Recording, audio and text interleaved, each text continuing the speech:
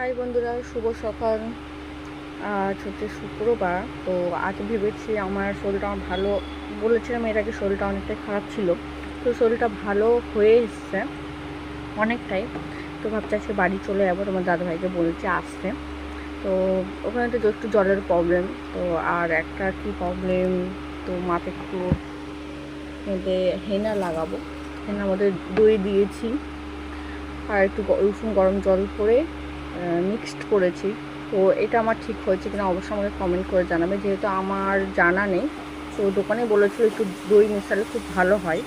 আর আমার চুলটা পুরো কড়া হয়ে গেছে, যেহেতু আমার হসপিটালে তেল দিয়েছিল। তো কোন তেল দিয়েছিল আমি নিজেও জানি না, চুল পুরো কড়া হয়ে গেছে। তো এই জন্য আমি হেনাটা লাগাবো। তো এক মা লাগিয়ে দেবে, আর লাগাবার কোনো মানে কে লাগিয়ে দেবে সেই ব্যাপারটাও আছে। তাই জন্য